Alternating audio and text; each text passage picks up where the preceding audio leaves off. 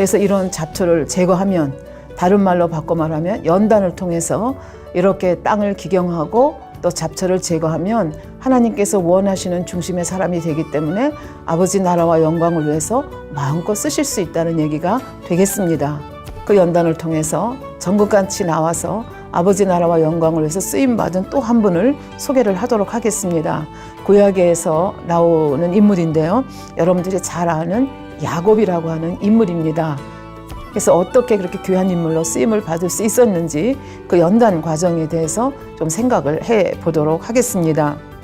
하나님께서는 이런 야곱을 이런 모습대로 자기의 방법대로 인간적인 방법과 생각을 동원해서 이렇게 자기의 목적한 바를 쟁취해내는 이러한 간교한 모습을 가지고 있는 야곱은 아무리 그 중심이 좋다 하더라도 하나님께서 쓰실 수가 없었습니다. 그래서 이제 앞으로 전개되겠지만 20년간 야곱을 연단시키는 것을 볼 수가 있습니다. 야곱이 외삼촌 라반의 집에서 20년간 머슴살이 비슷한 생활을 하면서 굉장히 임금도 10차례나 이렇게 바꿨다고 얘기하지 않습니까? 그래서 굉장히 험악한 세월을 보냅니다. 그 험악한 세월을 보내면서 굉장히 많이 변화가 됐습니다. 근데 하나님께서 볼 때는 온전히 변화가 되지 않았습니다. 완전히 바싹 깨져야 되는데 바싹 깨지지가 못했죠. 그래서 그 바싹 깨지는 사건이 이제 약복강가에서 일어나는 사건을 통해서 이 야곱의 자기 방법, 자기 생각, 자기의 지혜, 자기를 의지하는 거, 자존심, 자부심 가지고 사는 이것이 하나님 앞에서 몽땅 깨지는 역사가 약복강 사건이다 라고 말씀을 드릴 수가 있겠습니다. 하나님 앞에서 봤을 때 나는 아무것도 아닌 존재다. 나는 아무것도 할 수가 없다. 그래서 오직 하나님만을 의존할 수밖에 없다. 이런 모습으로 정말 지렁이 같은 모습으로 깨지는 것이 어디냐면 약복강가라고 볼 수가 있겠습니다. 그러면 여기서 우리는 왜 어떻게 해서 야곱이 약복강가에 어떤 시련을 통해서 어떤 연단을 통해서 그렇게 바싹 깨졌는가 하는 것을 이제 지금부터 말씀을 드리도록 하겠습니다. 20년간의 연단을 통해서 많이 야곱이 변화됐습니다. 변화됐다고 하는 것을 어떻게 알 수 있습니까? 20년간 이제 그 외삼촌의 집에 있다가 하나님께서 떠나라고 말씀하심으로 떠나서 이런저런 절차를 떠나서 이제 거의 이제 가까이 이르게 됐을 때 형님 에서를 생각할 수밖에 없지 않습니까? 20년 전에 자기를 죽이겠다고 이를 갈든 형님을 생각할 수밖에 없으니까 그 형님을 어떻게든지 형님과 화평하기를 원합니다. 그래서 옛날 같으면 절대로 이런 일을 하지 않았을 텐데 미리 사절단을 보냅니다. 사절단을 보내서 형님의 마음을 좀 누그러뜨리고 형님이 어떤 상태에 있는지 살피는 모습을 볼 수가 있습니다. 창세기 32장 3절부터 5절에 보면 이런 말씀이 나옵니다. 야곱이 세일 땅 에돔들에 있는 형 에서에게로 사다들을 자기보다 앞서 보내며 그들에게 부탁하여 가로되 너희는 이같이 내 주 에서에게 고하라. 주의 종 야곱이 말하기를 내가 라반에게 붙여서 지금까지 있었사오며 내게 소와 나귀와 양떼와 노비가 있사오므로 사람을 보내어 내 주께 고하고 내 주께 은혜 받기를 원하나이다. 20년 전의 모습이라면 절대로 이런 모습 안 보이거든요. 지금 엄청난 거부가 됐습니다. 식구도 많습니다. 20년 전이라면 자기가 팥죽 한 그릇에 팔았잖아. 그때 맹세까지 했잖아. 그리고 내가 그렇게 받는 게 당연하지. 그러니까 에서 형님에게 자기가 장자의 축복권을 대신 뺏은 거에 대해서 한 번도 미안해한 적이 없는 자기의 입장에서만 생각하던 그런 야곱이었는데 이제는 좀 달라진 모습이죠. 형님과 화해하고자 하는 그런 마음을 가지고 앞서 사신도 보내면서 그 마음을 살피는 모습을 볼 수가 있습니다. 그러니까 내가 겁으로 들어와서 거들먹거리면서 나는 이렇게 괜찮은 사람이야 하고 쳐들어온 것이 아니라 형님의 마음을 살피면서 어떻게든지 형님의 마음을 녹이고자 하는 이러한 모습으로 변화된 것을 볼 수가 있겠습니다. 그래서 이렇게 사신을 보냈는데 사신들이 가지고 온 소식은 자기가 예상한 소식이 아니었습니다. 무슨 소식이었습니까? 창세기 32장 6절에 보니까 사자들이 야곱에게 돌아와 가로되 우리가 주의 형 에서에게 이른즉 그가 400인을 거느리고 주인을 만나려고 오더이다. 만약에 야곱이 오는 것이 너무나 기뻐서 온다면 여기 400명씩 거느리고 올 이유가 없지 않겠습니까?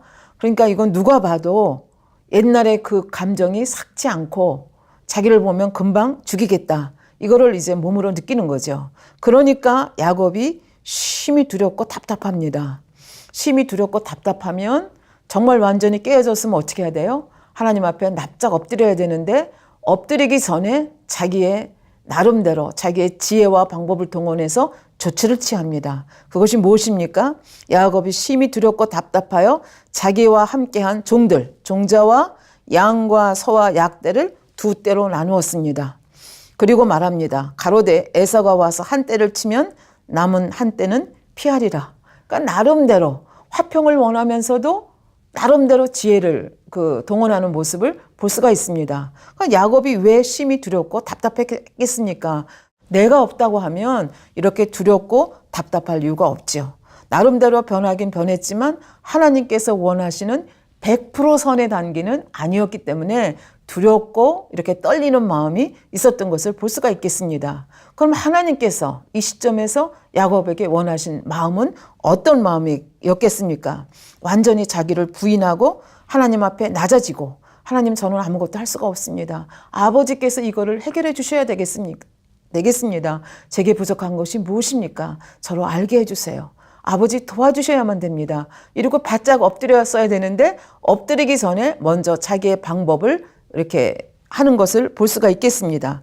만약에 정말 이렇게 다 바스러진 상태라고 하면 야곱이 두려울 것이 없습니다. 왜냐하면 이렇게 선한 마음을 가지면 하나님을 심히 기쁘게 하고 심히 기뻐하신 하나님께서는 원수와도 화목하게 할 수 있는 그런 능력이 있는 하나님이시기 때문에 그렇습니다. 잠언 16장 7절에 보면 사람의 행위가 여호와를 기쁘게 하면 그 사람의 원수라도 그로 더불어 화목하게 하시느니라. 그래서 하나님이 정말 원하시는 그 선의 단계, 100% 선의 단계, 악한 선으로 악을 갚고 설사 나를 죽인다 할지라도 죽으면 죽으리다 라고 하면서 하나님 앞에 단단히 매달렸더라면 하나님께서 방법을 강구를 해주셨을 텐데 야곱은 아직 거기까지 가지 못했습니다. 그래서 두 떼로 나누어서 살 길을 찾습니다. 그리고 불안하니까 하나님 앞에 기도하는 모습이 그 다음에 나옵니다. 9절부터 12절에 쭉 기도하는 모습이 나오는데요. 이 기도하는 모습을 시간 관계상 여러분께 다 읽어드릴 수는 없지만 하나님 제가 이렇게 지팡이 하나만 들고 갔는데 하나님께서 축복해 주셔서 제가 이렇게 부자가 됐습니다. 하나님 약속해 주시지 않았습니까? 저의 후손이 밤하늘의 별과 같이 많게 하시겠다. 바다의 모래와 같이 많게 해주시겠다. 언약해 주시지 않았습니까? 그 언약을 붙들고 기도하는 모습을 볼 수가 있습니다. 그런데 이 기도하는 모습을 보면 이미 자기가 할 수 있는 인간적인 조처 다 하고 하나님 앞에 그래도 불안하니까 기도하는 거거든요. 그러니까 온전한 기도라고 볼 수가 없겠지요. 하나님 앞에 진정 내려놓는 기도라면 조금 전에 말씀드렸듯이 지금 저에게 부족한 것이 무엇입니까? 제가 어떻게 해야 우리 형님과 완전히 화평한 관계를 유지할 수 있겠습니까? 아버지 도와주십시오. 저를 하여금 알게 하십시오. 이렇게 아버지 뜻을 구하는 기도를 해야 되는데 언약을 딱 붙들고 기도하면서 이 언약을 이루어 주셔야 된다는 그런 강청하는 기도만 하는 모습을 볼 수가 있겠습니다. 이렇게 기도하고 그리고도 여전히 또 자기의 인간적인 방법을 씁니다. 육의 사람의 마음을 너무나 잘 알기 때문에 육의 사람인 이 에서의 마음을 어떻게 녹여야 되는지를 알고 있습니다. 그래서 기도하고 나서 또 인간적인 지혜와 방법을 동원합니다. 창세기 32장 13절부터 20절에 보면 13절에 이런 말씀이 나옵니다. 야곱이 거기서 격려하고 그 소유 중에서 형 에서를 위하여 예물을 택합니다. 그래서 여기 예물의 목록이 나오거든요. 암염소가 200이요, 수염소가 20이요, 암약이 200이요, 수양이 20이요, 젖나는 약대가 30이요, 그 새끼요, 암소가 40이요, 황소가 10이요, 암나귀가 20이요, 그 나귀 새끼가 10이라. 굉장히 많죠.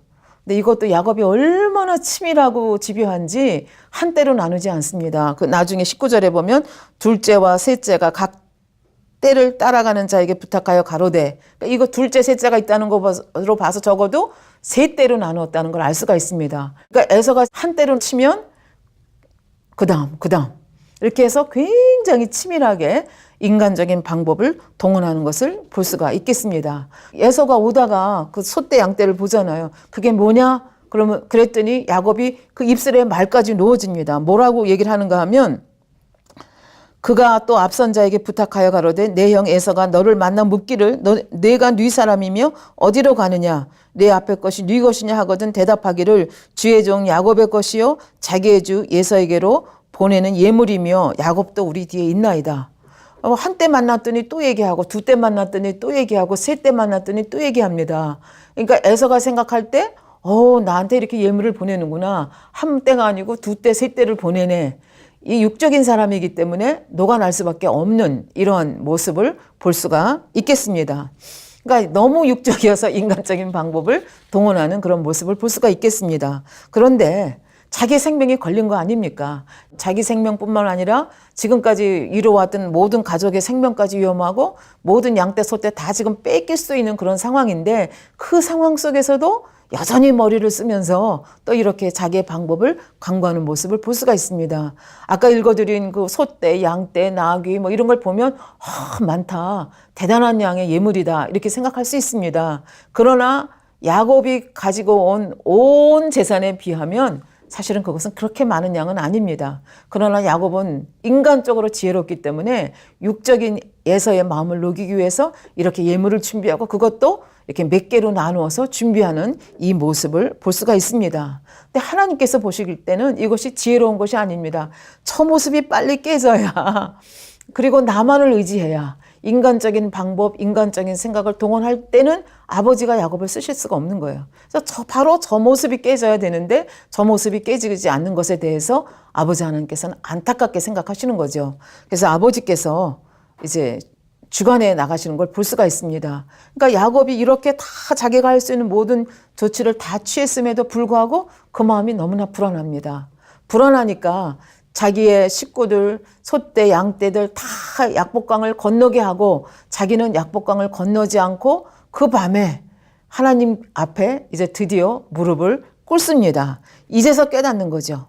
잘못하면 모든 것이 다 날아갈 이 위기에서, 자기의 생명까지 이 날아갈 수 있는 이 위기에서, 내가 할 수 있는 것이 아무것도 없구나. 내가 이렇게 20년간 수고해서 많은 것을 일구었지만 아버지 하나님께서 나를 도와주시지 않으면 안 되겠구나 하는 그것을 비로소 깨닫게 되는 거죠. 그래서 창세기, 야곱은 홀로 남았더니 어떤 사람이 날이 새도록 야곱과 씨름하더라. 이 어떤 사람은 하나님이 보낸 천사장입니다. 그러니까 천사장을 보내서 지금 야곱을 바싹 깨트리는 거죠. 근데 하나님께서 보실 때 이 야곱의 그 간교한 마음이, 그 큰 번의 악이 깨지기 위해서는 어떤 수준의 공의를 이루어야 된다는 아버지의 기준이 있습니다. 그 기준을 충족시키기 위해서 지금 누구를 보냈는가 하면 어떤 사람을 보냈습니다. 어떤 사람은 하나님의 천사장입니다. 그래서 그 천사장하고 싸움을 밤새도록 씨름하는 거죠. 그러니까 저를 축복하지 않으면 못 갑니다. 그러고 밤새도록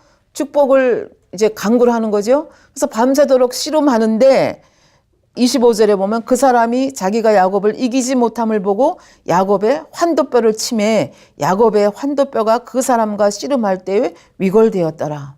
야곱은 연약한 사람이 아닙니다. 20년간 외삼촌 라반의 집에서 양떼, 소떼를 치면서 정말 단단한 이 체력을 가지고 있는 그런 사람입니다. 그런 사람이 밤새도록 하나님이 보내신 천사장과 씨름을 할 정도로, 그렇게 자기를 다 내려놓지 않으면 안 될 정도. 그래서 씨름하는데 이게 판결이 안 납니다. 날은 새갑니다. 천사장은 가야 됩니다. 그러니까 천사장이 그 단단한 야곱의 몸을 쳐서 어떻게 해요? 환도뼈가 위골이 돼서, 환도뼈가 위골이 되면 어떻게 해요? 쩔뚝거리면서 걸을 수밖에 없습니다. 그러니까 이런 정도로, 그러니까 야곱이 정말 죽을 힘을 다해서 그 천사장을 붙들은 것을 볼 수가 있습니다. 그래서 하나님께서 이제 정말 네가 깨졌구나. 그래서 하시는 말씀이 지렁이 같은 야곱이다. 이렇게 하는 말씀을 여기서 볼 수가 있겠습니다. 그래서 이 천사장하고 싸우는 모습을 보면 정말 야곱이 얼마나 변개하지 않는 중심을 가졌는가. 한번 내가 이걸 이루겠다 그러면 정말 환도뼈가 위골될 때까지 생명 다 내던지고 그것을 쟁취하는 그런 모습을 볼 수가 있습니다. 한번 내가 이걸 해야 되겠다 명심하면 끝까지 그것을 마음에 새기는 이런 모습이 아버지 보시기에 좋은 거죠. 그러나 그 간교한 것이 깨져야 되기 때문에 이렇게 천사장을 보내서 그 공의를 충족하게 하셔서 그 영으로 들어가기 위해서는 이게 깨져야 되기 때문에 그 영으로 들어가는, 그래서 이 환도뼈가 위골되는 이 순간에 자기의 지혜와 생각과 이론과 틀, 자격의가 보절이 깨져나가는 겁니다. 그래서 나는 없습니다. 자존심도 없습니다. 자부심도 없습니다. 그래서 이렇게 된 야곱을 하나님께서 지렁이 같은 야곱아, 뼈가 없지 않습니까? 그냥 밟으면 꿈틀할 뿐이죠. 그래서 비로소 하나님께서 원하시는 모습으로 변화가 됩니다. 이 순간이 응답을 바라내는 순간이고 야곱이 드디어 믿음의 4단계 영으로 들어가는 순간이라고 볼 수가 있겠습니다. 이렇게 완전히 야곱이 바스러졌을 때, 지렁이 같은 야곱이 됐을 때 비로소 하나님께서 응답을 하십니다. 그 응답하는 것이 창세기 32장 28절의 모습입니다. 그 사람이 가로되 내 이름을 다시는 야곱이라 부를 것이 아니요 이스라엘이라 부를 것이니 이는 내가 하나님과 사람으로 더불어 겨루어 이기었음이라.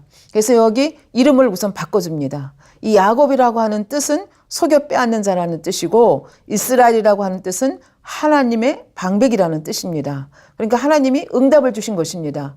무슨 응답을 주셨는가 하면은 이삭을 통해서 빌어주었던 장자의 축복권이 비로소 하나님께로부터 보장을 받는 그 응답을 주신 것을 알 수가 있겠습니다. 지금 당장 눈앞에 있는 응답은 뭐예요? 에서와 화평해야 되는 거, 에서와 화해하는 것이 당장의 응답, 받아내릴 응답이고 더 길게 보면 하나님께로부터 받은, 아버지께로부터 받은 그 장자의 축복권이 하나님의 보증인을 받는 그 순간이 바로 지금 이스라엘이라 부를 것이라 하는 이 축복의 말씀을 통해서 알 수가 있습니다. 그리고 말씀합니다. 이는 내가 하나님과 사람으로 더불어 겨루어 이기었음이라. 응답을 받기에 합당한 공의를 채웠다 하는 것을 볼 수 있고 야곱의 이 중심을 보시고 하나님께서 택해서 이스라엘을 그 12지파의 그 아버지가 되고 선민 이스라엘의 조상이 되는 축복을 이제 보장해 주시는 그런 의미가 되겠습니다. 베드로전서 1장 7절에 보면 너의 믿음의 시련이 불로 연단하여도 없어질 금보다 더 귀하여 예수 그리스도에 나타나실 때에 칭찬과 영광과 존귀를 얻게 하려 함이라. 그러니까 믿음의 시련이라고 하는 것은 신앙 안에 들어와서 믿음으로 받게 되는 연단을 말합니다. 그래서 이런 연단을 거쳐서 찌꺼기들을 제해내야, 그래서 그 악과 죄, 이런 그 잡초들, 악, 죄, 비질리 이런 것들을 다 빼냈을 때 비로소 무엇이 오는가 하면 칭찬이 오고 영광과 존귀가 온다는 얘기죠. 그러니까 연단이 없이는 존귀한 것도 칭찬도 그리고 존귀도 얻을 수가 없다는 그런 말씀이 되겠습니다. 영의 사람이 된 야곱의 모습을 우리가 어떻게 성경 속에서 알 수가 있겠습니까? 창세기 33장 1절부터 3절 말씀입니다. 그러니까 이제 이 영으로 되는 모습이 얼마나 아름다운 모습인가. 이렇게 자기가 깨어지고 나면 하나님을 전적으로 신뢰하게 되면 하나님만 의지하는 자를 하나님께서 하나님의 방법대로 문제를 풀어가게 하는 이런 모습을 볼 수가 있습니다. 그래서 이 중심이 좋다고 하는 것이 얼마나 중요한가 하는 것을 말씀을 드렸고요. 구약의 대표적인 인물 야곱을 통해서 말씀을 드렸습니다. 세 번째 중요한 것이 그릇입니다. 이 그릇이라고 하는 것은 사람의 마음을 담고 있는 자체이고 본래의 자기 모습 그대로를 우리가 그릇이라고 합니다. 그러니까 그릇이 크다고 하는 것은 그 안에 진리가 많이 담길 수 있다는 얘기가 되겠습니다. 그 다음에 그릇이 크다고 하는 것은 마음 씀씀이가 크다는 얘기가 되겠습니다.